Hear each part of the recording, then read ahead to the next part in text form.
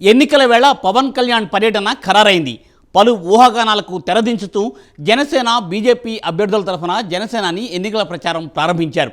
ఈ నేపథ్యంలోనే తెలంగాణ రాజకీయ ముఖచిత్రాన్ని పవన్ కళ్యాణ్ మార్చేయబోతున్నారా? బీజేపీ జనసేన గెలిచే స్థానాలపై ప్రత్యేకంగా ఫోకస్ పెట్టారా?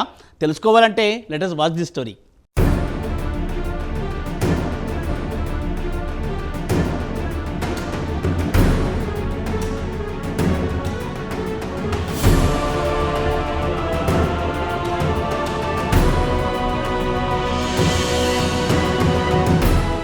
తెలంగాణలో పోలింగ్ సమయం దగ్గర పడుతున్న కొద్దీ అధికార బీఆర్ఎస్ సహా ప్రతిపక్ష కాంగ్రెస్ బీజేపీలు ప్రచారం ముమ్మరం చేశాయి.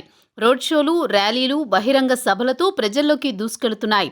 ఆయా పార్టీల నేతలు, అభిమానులు, శ్రేణులు ప్రజలను తమ వైపు తిప్పుకునేందుకు తీవ్రంగా ప్రయత్నిస్తున్నారు.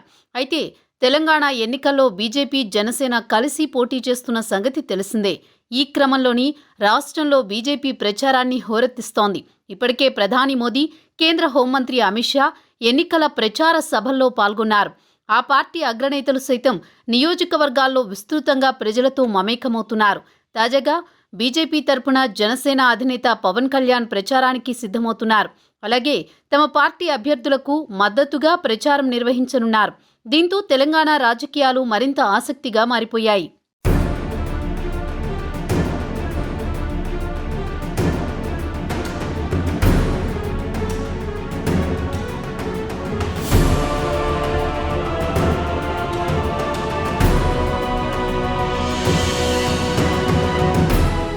తెలంగాణలో ఇప్పటికే ప్రధాని మోదీ, కేంద్ర హోంమంత్రి అమిత్ షాతో పాటు ఇతర బీజేపీ అగ్రనేతలు ప్రచారంలో పాల్గొని తమ పార్టీ అభ్యర్థుల గెలుపు కోసం కృషి చేస్తున్నారు. అయితే ప్రచారానికి వారం రోజులు మాత్రమే సమయం ఉంది. కానీ ఇంతవరకు జనసేన అధినేత పవన్ కళ్యాణ్ మాత్రం ప్రచారానికి దూరంగా ఉన్నారు. దీంతో ఆయన ప్రచారం చేస్తారా లేదా అనే ప్రశ్నలు తలెత్తాయి. ఇప్పుడు ఆ ప్రశ్నలకు సమాధానంగా జనసేనాని ఎన్నికల కథన రంగంలోకి అడుగు పెట్టబోతున్నారు. తాజాగా నవంబర్ 22, 23 తేదీలలో జనసేనాని వరంగల్, కొత్తగూడెం, సూర్యాపేట, దుబ్బాకలలో జనసేన అభ్యర్థుల తరపున ప్రచారం నిర్వహించనున్నారు. మిగిలిన చోట్ల ప్రచారానికి సంబంధించిన స్కెడ్యూల్ను తర్వాత ప్రకటిస్తామని జనసేన పార్టీ వెల్లడించింది.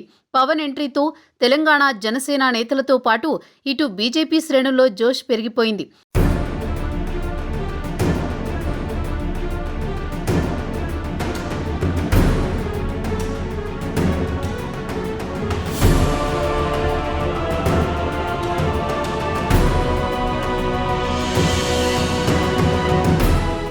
అయితే ఇటీవలే నవంబర్ 7న హైదరాబాద్లోని ఎల్బీ స్టేడియంలో నిర్వహించిన బీసీల ఆత్మగౌరవ సభకు ప్రధాని నరేంద్ర మోదీ పాల్గొనగా ఆ సభకు పవన్ కూడా హాజరయ్యారు.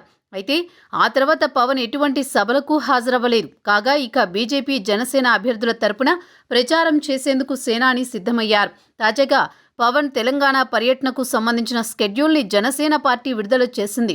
అయితే నవంబర్ 22న వరంగల్ వెస్ట్ నియోజకవర్గంలో బీజేపీ అభ్యర్థి రావు పద్మకు మద్దతుగా ఎన్నికల ప్రచారం నిర్వహించనున్నట్లు సమాచారం. దీనికి సంబంధించిన ఏర్పాట్లను కూడా నేతలు పూర్తి చేశారు. నవంబర్ 23న కొత్తగూడెం, సూర్యాపేట, దుబాకలో ప్రచారంలో పాల్గొంటారు. అలాగే నవంబర్ 25న తాండూరులో జనసేన అభ్యర్థి శంకర్ గౌడ్కు మద్దతుగా, 26న కూకట్పల్లి జనసేన అభ్యర్థి ప్రేమ్ కుమార్కు మద్దతుగా ఎన్నికల ప్రచారంలో పాల్గొంటారు. అంతేకాకుండా రాష్ట్రంలో ప్రధాని మోదీ పాల్గొనే సభల్లోనూ ఇక పవన్ పాల్గొననున్నట్లు తెలుస్తోంది.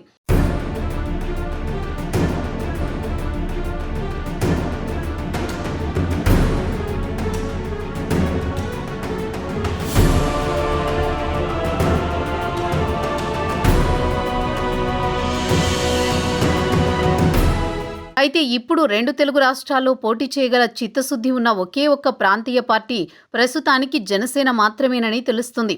ఇప్పటి వరకు సుదీర్ఘ రాజకీయ అనుభవం ఉన్న చంద్రబాబు, బలమైన రాజకీయ కుటుంబ నేపథ్యం ఉన్న వైఎస్ షర్మిల కూడా తెలంగాణ బరిలో నిలబడలేదు. దీంతో పవన్ రాజకీయ వ్యూహాలు 2 తెలుగు రాష్ట్రాల్లోనూ సరికొత్త మార్పుకి శ్రీకారమవనున్నాయని రాజకీయ వర్గాలంటున్నాయి.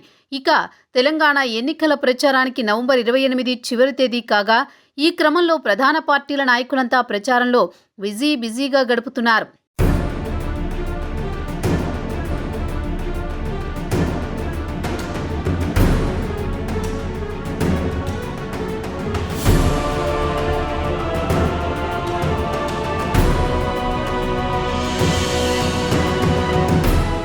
జనసేన పార్టీ ఆవిర్భవించి దశాబ్ద కాలం గడుస్తున్నా ఇప్పటి వరకు తెలంగాణలో ప్రత్యక్షంగా ఎన్నికల బరిలో నిలవలేదు. గత జీహెచ్ఎంసీ ఎన్నికల్లో బీజేపీకి మద్దతుగా నిలిచిందే తప్ప బరిలోకి దిగలేదు. ప్రజారాజ్యం అనంతరం దాదాపు 10 సంవత్సరాల తర్వాత పవన్ ఇక్కడ మైకు పట్టుకోబోతుండటంతో తెలంగాణ రాజకీయ వర్గాల్లో తీవ్ర చర్చనీయాంశంగా మారింది. ప్రజలను ఇబ్బందులకు గురిచేసిన ఏ ప్రభుత్వానైనా జనసేనాని ముందు వెనుక చూడకుండా వాయించేస్తారు. దీంతోనే అటువంటి నేతల్లో కాస్త గుబులు మొదలైందని విమర్శకులు అంటున్నారు. ఏది ఏమైనప్పటికీ తెలంగాణలో సేనాని ప్రచారాలకు సిద్ధమవడంతో రాజకీయ సమీకరణాలు ఒక్కసారిగా మారిపోతున్నట్టు తెలుస్తోంది.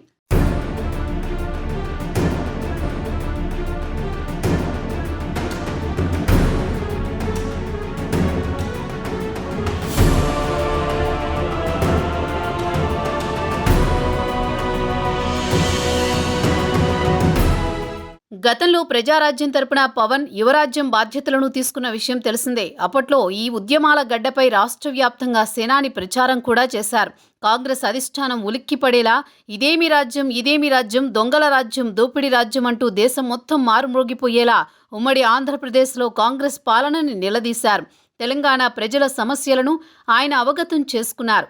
అప్పట్లోని ఆదిలాబాద్ తండా ప్రజలకు అండగా నిలబడ్డ పవన్ను ఇప్పటికీ వాళ్లు గుండెల్లో పెట్టుకున్నారు.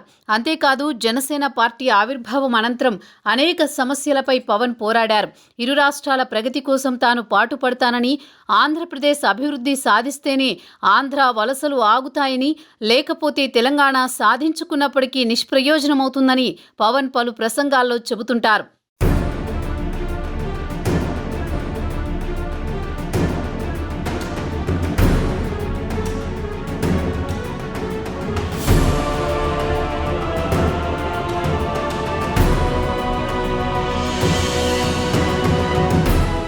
తెలంగాణ బాధల్ని, ఆకాంక్షల్ని అర్థం చేసుకున్నవాడిగా రాష్ట్ర అభివృద్ధి సాధనకు తాను కట్టుబడి ఉంటూ తాను ఎప్పుడూ తెలంగాణ పోరాటాలకు అండగా ఉండేవాడినని, తెలంగాణ సాయుధ పోరాట స్ఫూర్తితోనే తాను జనసేన పార్టీని స్థాపించి ముందుకు నడుస్తున్నానని పవన్ అనేక సందర్భాలలో చెబుతుంటారు.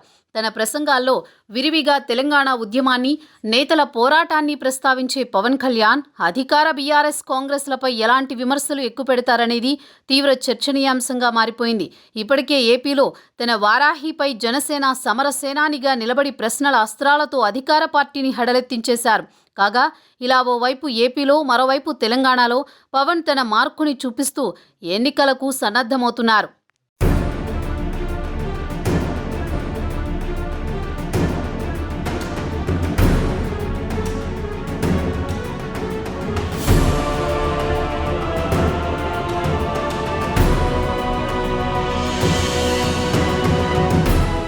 తెలంగాణ ఎన్నికల సందర్భంగా బీజేపీ జనసేన పొత్తు కుదిరిన నేపథ్యంలో జనసేన 8 స్థానాల్లో పోటీ చేస్తోంది. అదే సమయంలో బీజేపీ పోటీ చేస్తున్న 111 స్థానాల్లో ఆ పార్టీ అభ్యర్థులకు మద్దతును ఇస్తోంది. ఈ క్రమంలో ఇరు పార్టీల అగ్రనాయకులు తమ అభ్యర్థుల తరఫున విస్తృత స్థాయిలో ప్రచారం చేస్తున్నారు. కాగా ఉమ్మడి అభ్యర్థుల తరఫున ప్రచారంలో పవన్ కళ్యాణ్ ఎలా ఓటర్లను ఆకట్టుకుంటారు అనేది ఆసక్తికరంగా మారింది.